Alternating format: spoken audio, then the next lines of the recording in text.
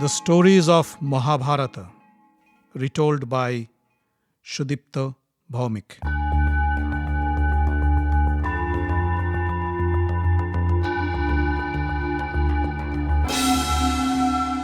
It was the time of the Dwapar Yuga. The great rishi or sage Vyasa composed an epic poem which he called the Mahabharata. Rishi Vyasa was the son of Satyavati and Rishi Parashara. Since he was of dark complexion and was born in an island, he was also called Krishna Dwaipayan Vyasa. Vyasa composed the poem but couldn't write it down because his thoughts ran faster than his pen. So he was looking for a scribe who could write the verses at the same speed with which he recited them. But he could find none. Vyasa invoked Lord Brahma. Brahma appeared before Vyasa and asked, "Why did you call me, Vyasa? What do you want?" Vyasa said, "O Lord, I have composed this wonderful poem, an epic. It is the story of mankind, the story of our humanity. But I need someone who can write it while I recite the verses.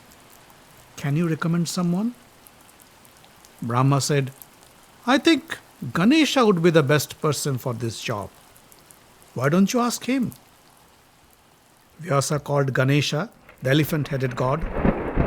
Ganesha appeared and asked, "I understand you are looking for a scribe for your poem?" "Yes, I am," said Vyasa. "I can write your poem for you," said Ganesha. "But I have a condition. My pen should never stop. If you ever hesitate while reciting your poem and my pen stops, it will not start again and I will leave right away." Vyasa thought for a while and then said, "I agree. But I also have a condition. You cannot write a single word or verse without understanding it." Ganesha thought that should be easy. After all, Ganesha is a god and Vyasa a mere human being. How could Vyasa write something that he wouldn't understand? Ganesha agreed to Vyasa's condition and sat down to write. Vyasa started dictating the poem. But whenever Vyasa ran out of material and needed some time, he would compose a verse with difficult words and complicated phrases. Even the god Ganesha had to stop and think to decipher those phrases, while Vyasa composed few more in his mind. Thus, the great story of Mahabharata began to take shape with this wonderful collaboration between Vyasa and Ganesha.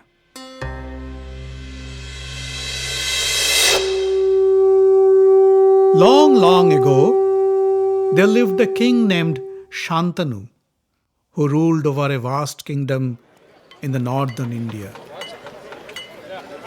Hastinapur was the capital of this kingdom.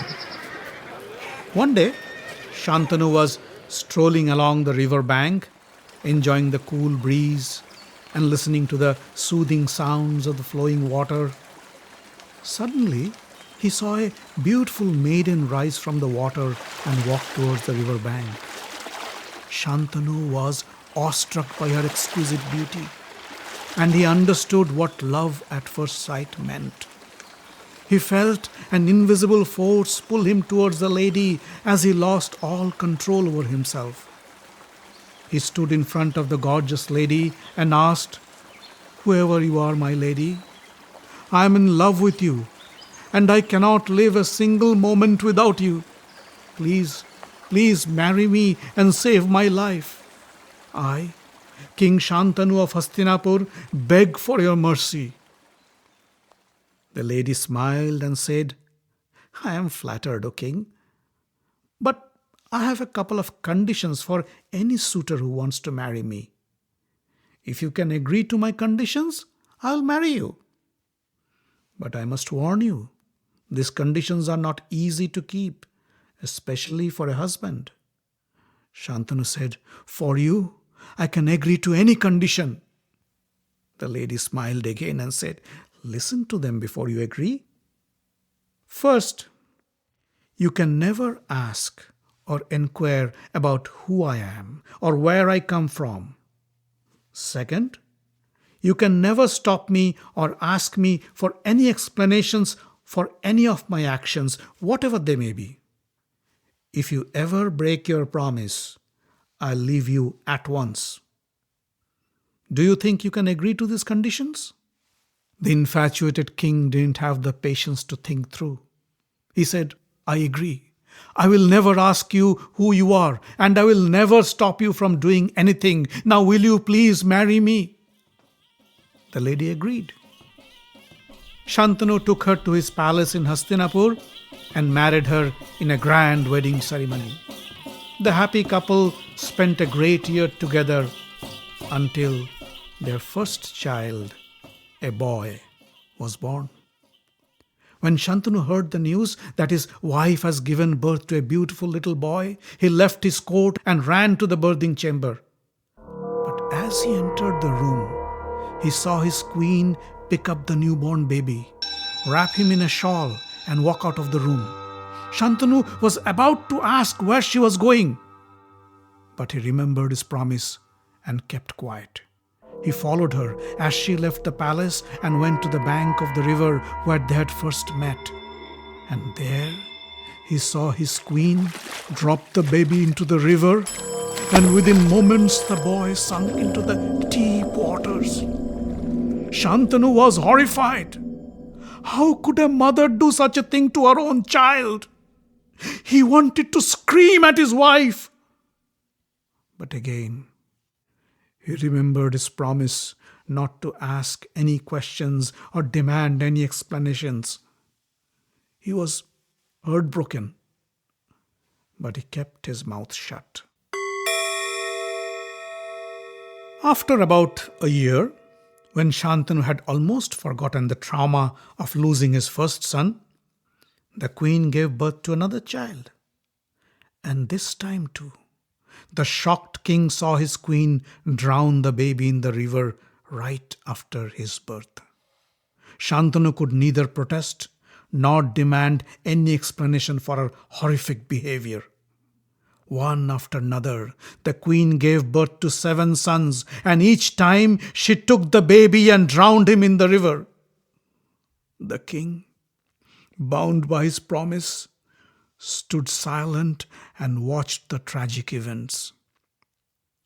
When the 8th son was born, and the queen was about to drown the baby in the river, Shantanu couldn't take it anymore. He shouted, "Stop! Stop this! I won't tolerate this anymore!" The queen stopped and said, "But you have promised." The angry king said, "I don't care for my promise anymore. How could you be so cruel? How could you kill your own child? I have kept my mouth shut all these years, but I won't let you kill my child anymore." The queen smiled and said, "You have broken your promise. Hence, I must leave you. But before I leave, I'll tell you the reasons for my action. I am Ganga, the river goddess. These 8 sons, 7 of whom I have drowned in the river, are the 8 Vasus of the heavens. Once, the Vasus visited Rishi Vashishta's ashram. Provoked by their wives, they stole Vashishta's cow, Nandini. Vashishta was furious and cursed them that they would be born as humans and go through the sufferings as any human does. The Vasus were scared. They cried and prayed for his mercy. Only Prabhasha, the 8th Vasu, the one who stole the cow, stood defiant. Finally, Vashishta calmed down, but he couldn't take back his curse. He said, the Vasus would have to be born as humans, but the 7 of them who begged for his mercy would be short-lived. I was assigned to be their mother, and I had to relieve them of their curse by drowning them right after their birth. But the 8th Vasu, Prabhasha, would live a long life on this earth, and endured the sufferings of human life. The eighth son of yours is the eighth Vasu, Prabhasha. Shantanu was amazed to hear this story. He pleaded to Ganga, please, please don't leave.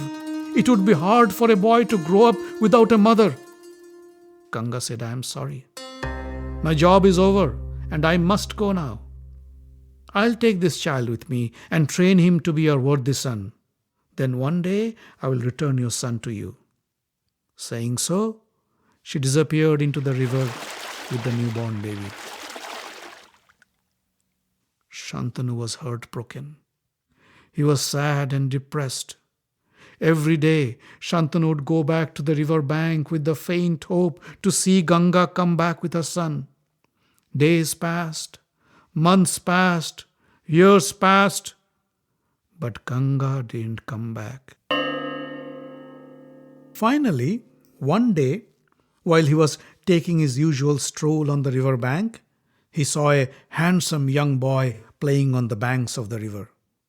Shantanu felt a strange attraction towards the boy. As he walked towards the boy to ask him who he was, Ganga appeared from the river. She came to Shantanu and said, O king, here is your son, the eighth child whom I took away with me. He has grown up and mastered the arts of warfare from the great Rishi Parashurama, and he is as skilled and powerful as his guru. He has learned all the scriptures and holy texts from the great sage Vashishta and has become the wisest of the wise. His name is Devabrata. And as I had promised, I have come to return your son to you. Please accept him. Shantanu was ecstatic with joy. He embraced Devabrata and took him to his palace in Hastinapur. Soon Devabrata became the most popular prince of Hastinapur. His gentle and kind behavior, his courage and strength, his wisdom and knowledge made him the obvious choice as the rightful heir to the throne of Hastinapur.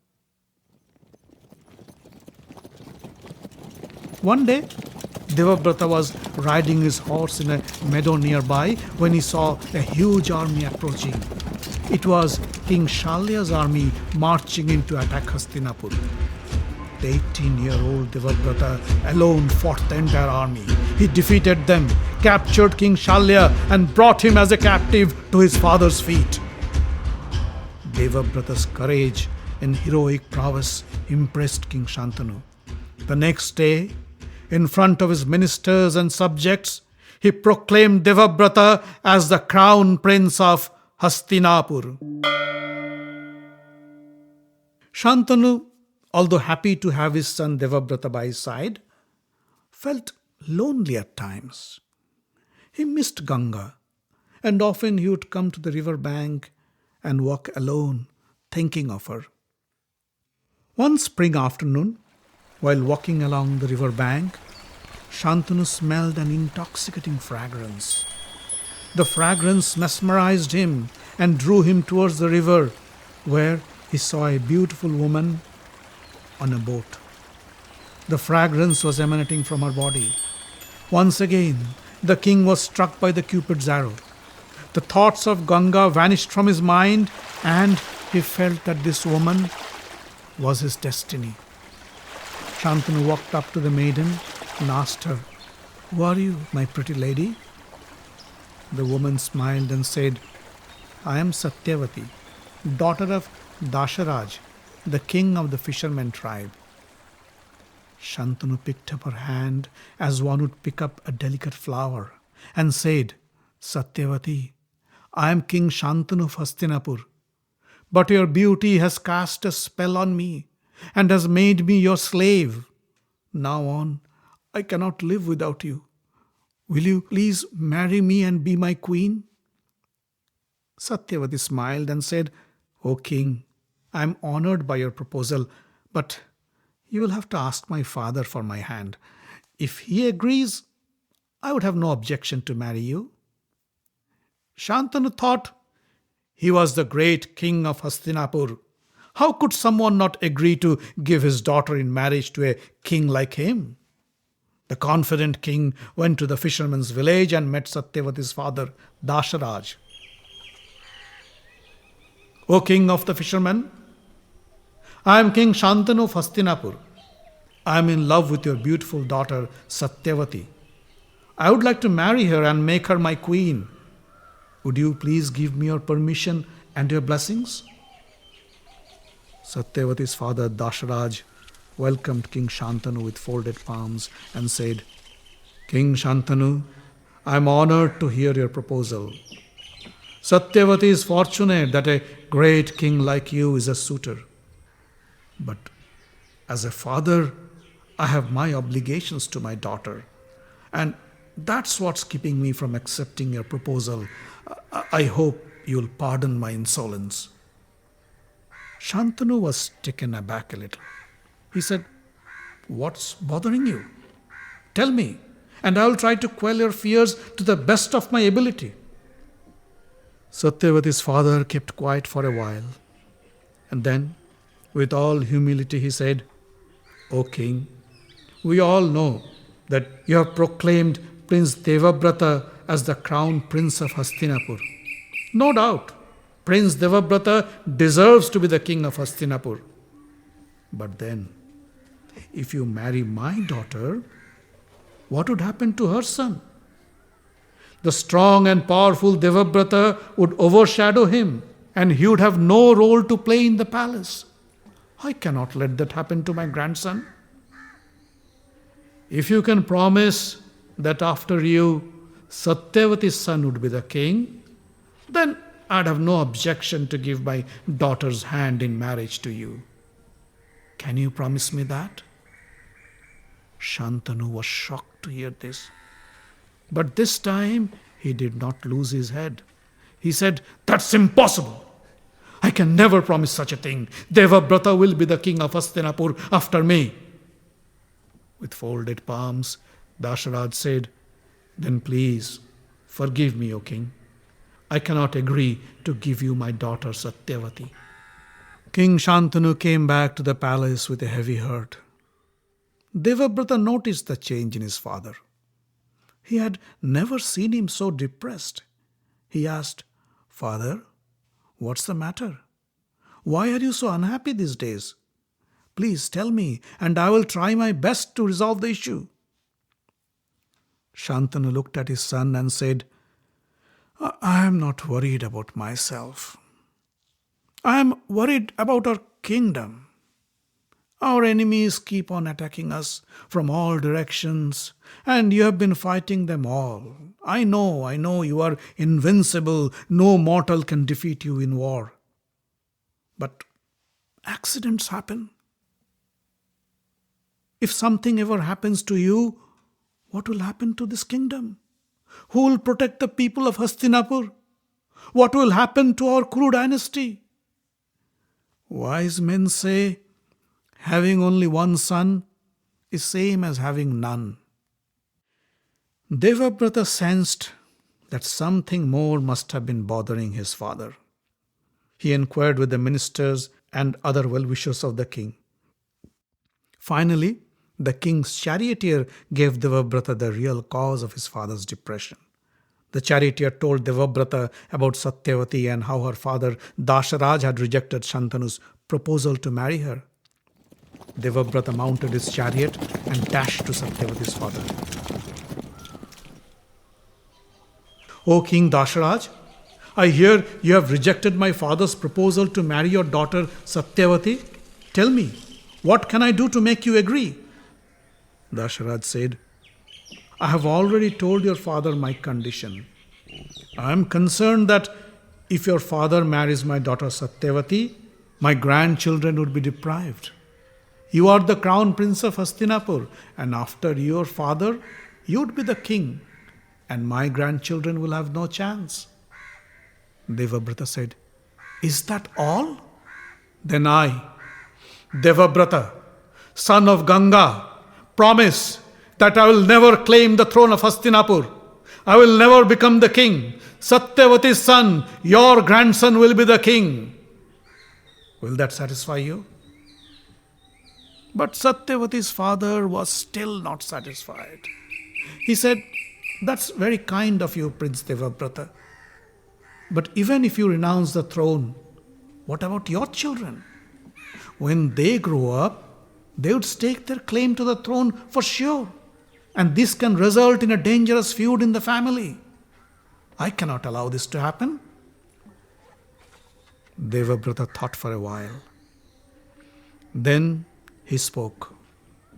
"O king, I stand before you, before the gods, and I promise that I will never marry and I will stay celibate forever." Hearing this profound vow, the gods showered flowers on Devabrata. They all chanted, "Bhishma, Bhishma." Henceforth, for this Bhisham or profound vow, he was named Bhishma. The fisherman king was pleased with Bhishma's promise and agreed to give Satyavati in marriage to King Shantanu. Bhishma took Satyavati on his chariot and brought her to the palace in front of his father Shantanu. Satyavati's arrival washed away Shantanu's depression. The happy king embraced his son in gratitude. Soon, the marriage ceremony was held and Satyavati became the queen of Hastinapura. But when Shantanu came to know of his son's terrible promise, he was heartbroken. Bhishma consoled him. Father, your happiness is more than anything I can ask for. I can give up my life to see a smile on your face. This vow is nothing in comparison." Shantanu blessed his son and said, "My dear son, I give you this boon that you will have the power to decide your time of death. No one would be able to kill you unless you want to die." This boon, just short of immortality, made Bhishma invincible to anybody except himself.